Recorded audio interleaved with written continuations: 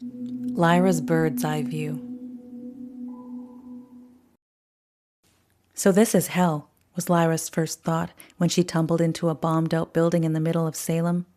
Why on Gaia Sophia did I end up here? She fought the urge to immediately turn back, to her family, to her home, to Furcon, whose words before she left deflated her resolve to follow through with her expedition, left her hesitant, toes hanging over the other side of the precipice. But she put her foot down, stepped through, and the place she was spat onto was every bit as ugly and alien as she had envisioned. She made her way to the side of the building. Little remained to give her any visible clue as to what the space was used for before it was so thoroughly picked clean by looters. Concrete dust formed small clouds with each step she took in her flexible riding boots, and she looked out of a hole that once held a window. Everything outside seemed to be gray. The crumbling concrete buildings, the decaying roads, the sky above. And everything that wasn't gray was brown, dead, strangled, unattended, abandoned, wilted. The place stunk of soot, and she physically recoiled from the overpowering scent that flooded her sinuses when she poked her face outside. As she peered out the window, molten silver eyes watering, putting her hand up to cover her pert nose and rosebud lips, she saw what was creating the smell.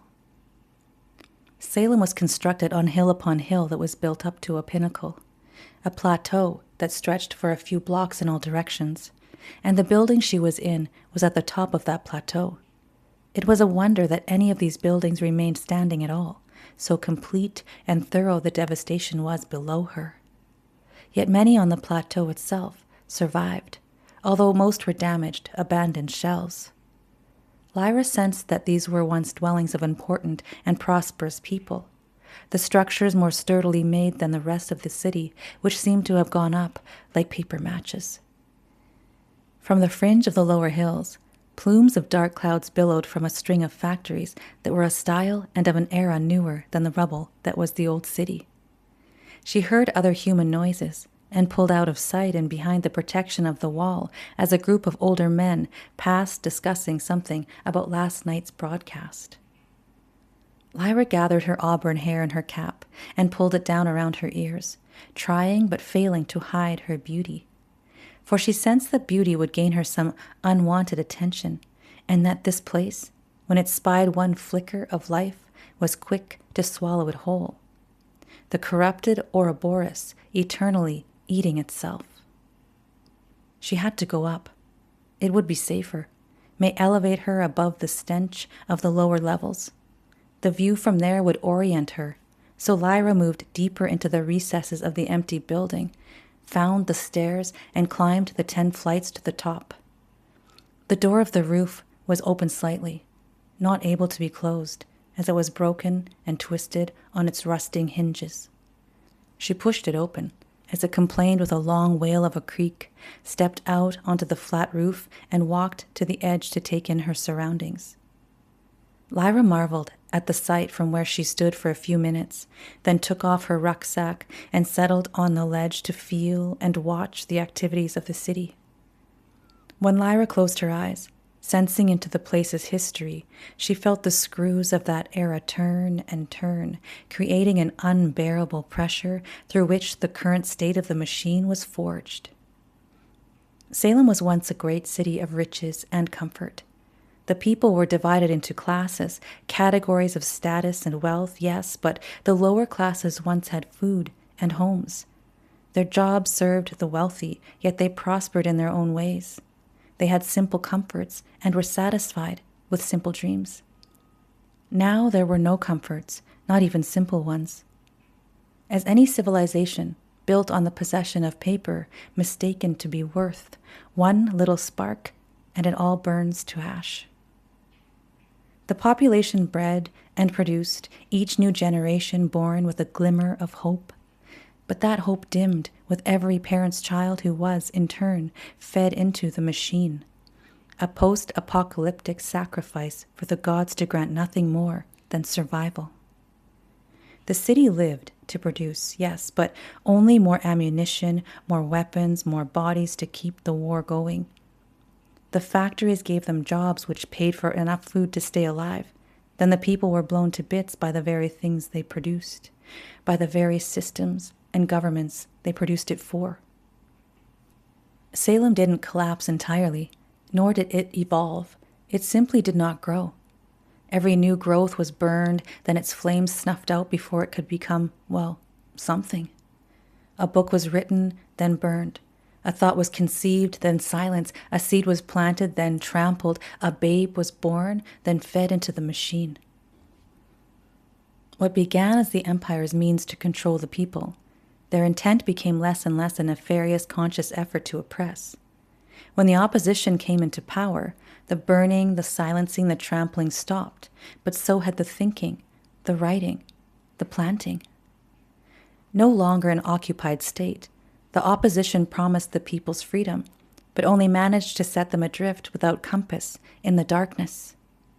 Their city a cloud of ash that settled from the bombing and the burning, the phoenix crushed under the boot heel of meaninglessness.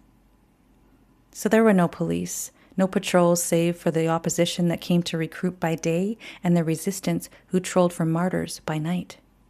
Salem was in every respect the abandoned child. When she opened her eyes, Lyra watched as children scurried in alleyways, from street to street, asking for work, for food, stealing when they could find neither. People walked to and from their jobs in the factories or the shops that sold essential provisions. There were no dressmakers or art museums, no workshops or breakfast houses or libraries as far as Lyra could tell. There was no need for such frivolity, such futility, since the war with no end stripped life to the mere mechanics of existence. Once the city was sufficiently destroyed, once resources ran low and all sides decided that it was easier on everyone's coffers to cease large warfare and fight hand to hand, they took their battles into the killing fields below, within the open expanse of the battlefields that stretched all the way through the wastes to the fringes of the Slumber City district some 90 miles away. It was a small mercy that the fields below Salem were quiet tonight. Lyra spent time observing and contemplating, feeling into this place, tuning into the energies of the humans below. She didn't invade their memories and thoughts, but could feel into truths and knowings about them. She could dial into the histories and the stories, the places past and present, without having to know the details. She watched and observed, sharp as the great hawk she flew with in her home settlement, ate and drank from what she'd packed in her rucksack, until both her heart and the air started to get cold. Salem must have been a marvelous city before the war with no end, and now, oh, what a waste, a tragic story that played around her as she watched. When the sun disappeared over the horizon, a hot glow of lamplight lit the surviving buildings, and dim solar-powered streetlights flicked into action. The mechanical gears of the workday melted into the fleshy desires of the night. The children disappeared from the alleys, replaced by escorts and their patrons. Drugs and coin changed hands as the people sold themselves and each other. Beatings and fights erupted. Scantily clad dancers appeared in doorways, luring those who passed by on the street. All those emerging in the night, freely participating in what the Redeemers had declared to be the 7 deplorable sins. Lyra could feel the desperation, the willingness to do anything for another hit, another blow, another escape into the bliss of pleasure or nothingness, some moment of relief. If they couldn't find meaning, they could at least stop the pain. From her perch, Lyra could see where hope began, however, where the bombed buildings turned into a few scattered but intact structures, then opened to the grasses and trees of the countryside. Mother Nature was stark and brown in most places because of the perpetual burning, landmines, and hand bombing, but there were pockets of green on the landscape. And were those trees? or a mirage in the thirsty desert that encircled the Salem district. Finally, Lyra repacked her bag and took out her tightly rolled sleeping sack, laid it on the roof, then laid herself upon it. She fell asleep to the sounds of the city, which did not end, never ended, but only quieted down a bit into the low murmur of secrets and lies. What did warm her, though? The echo she fell asleep to, or the final words Furkan spoke to her before they let go of each other's hands and she stepped into the mist. Come back to me.